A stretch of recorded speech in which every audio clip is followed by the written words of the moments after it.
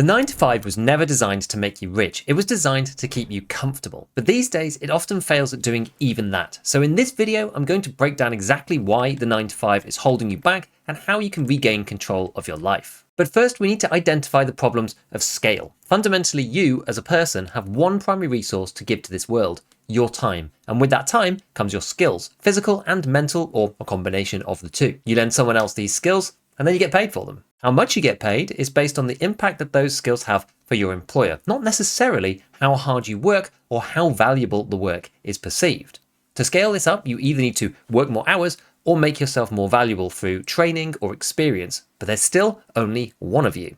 This is why many jobs that people think should be paid more aren't. Nursing is one great example. There are only so many people that an individual can look after at any one time. Even for a doctor, in the business of actually doctoring people, they have skills which are highly sought after but still aren't paid that well in the grand scheme of things compared to business owners or footballers, for example. Why is this? It's because the work is not scalable. Why do popular footballers get paid so well? Their income is effectively crowdsourced from millions of viewers through ticket sales and the advertising revenue generated from the people watching as well. This is scale, and it's almost certainly not on your side in your 9 to 5. This is not always true though. Within finance, for example, front office bankers and traders get paid very well compared to the rest of the regular employee cohort, and this is because although there's only so much an individual can do, if you add enough zeros at the end of the amounts that you're working with, this does allow some version of scale here too, because a large amount of top line money flowing through a system which contains a relatively small amount of people working on it leaves more to go around than in most other jobs.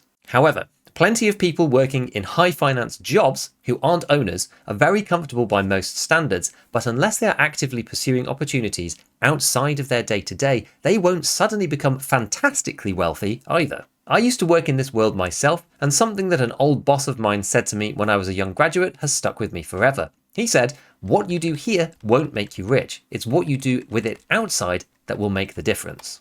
Over the years, I have witnessed firsthand amongst people with exactly the same opportunities, and their decisions have created incredibly different outcomes in their own success. Some saved very little of their income and used it to live in expensive places, travel to exotic locations, and enjoy it as much as possible.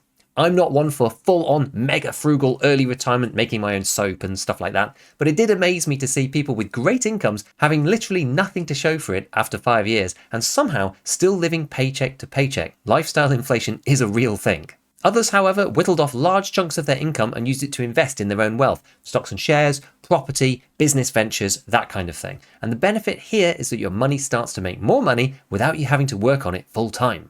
In fact, because you ideally keep your regular job while getting all of this started, everything begins to compound. Your personal wealth outside of your job hopefully grows faster each year as the pot gets bigger, your regular income pays your expenses, and eventually the stuff that you have going on outside of normal work is acting like a whole other person working alongside you at the same time. This has multiple benefits, the first being that it actually makes the process of working itself more enjoyable. There's a concept in the financial independence community of FU money, where you have enough that you can turn around and quit your job without having another lined up straight away. This doesn't necessarily mean that you can live without working at all, but it does give you time to consider your options, get a better job elsewhere, and generally manage your own finances if you were to leave. It's the flexibility that's important.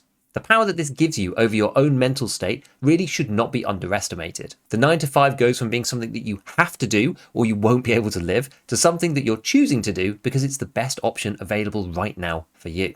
The mental fortitude of being able to push back on unreasonable requests at work and ultimately being able to threaten to leave without bluffing makes the whole process of working feel a lot more voluntary.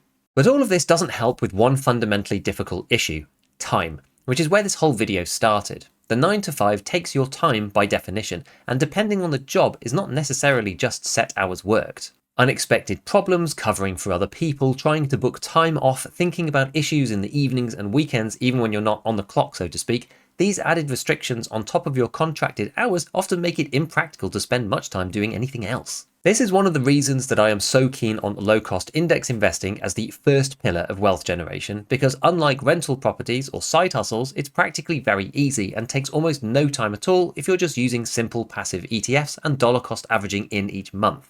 It does take a long time though, and you have to be in it for the long term, which is where side businesses come into play.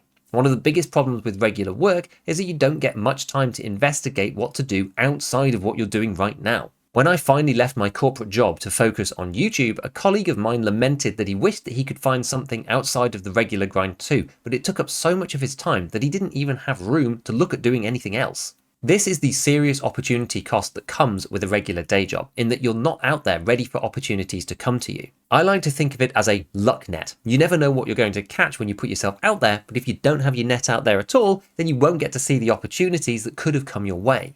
I have seen this not only personally, for example being invited to host events that I would never have sought out myself, all from starting on YouTube, and you also see this within the early retirement community as well. Ironically, once people in this cohort do give up formal work, they usually end up finding interesting things to do that make money anyway, and sometimes they even end up making more than they would have if they stayed in their regular job.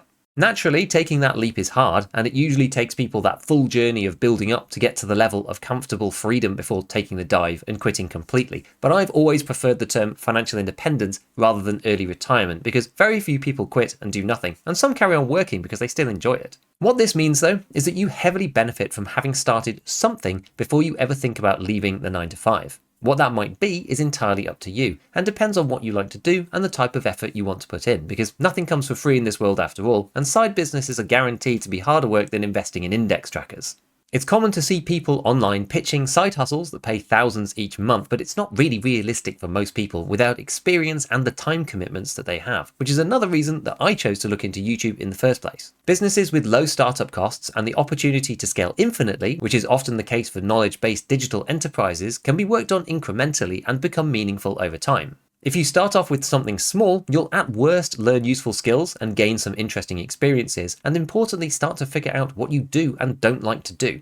Although I do think that the profitability of many of these things is overstated, if you can make yourself a few thousand on top of your day job and on top of the other passive investments you're making at the same time, it can really make a big difference. In fact, for me, this is how I bridged the gap between my real job and quitting to do YouTube full time. My original plan was a classic financial independence strategy, working and saving until I didn't need to anymore and stopping completely. But the pandemic gave me the kick to try setting up my original channel, and it began to really flourish 2 years later, coincidentally at the same time that I was having some practical issues with my regular job. I had never really intended to leave formal work so early, but I kind of accidentally ended up in what they call barista fire, changing jobs to something much more flexible and far less of a time commitment, but for much less pay. Using a very rough 4% rule type philosophy, and based on what I had saved up already, I could plug the gap with this lower income and spend a ton more time with my family and kids while they were little, and that is exactly what I did.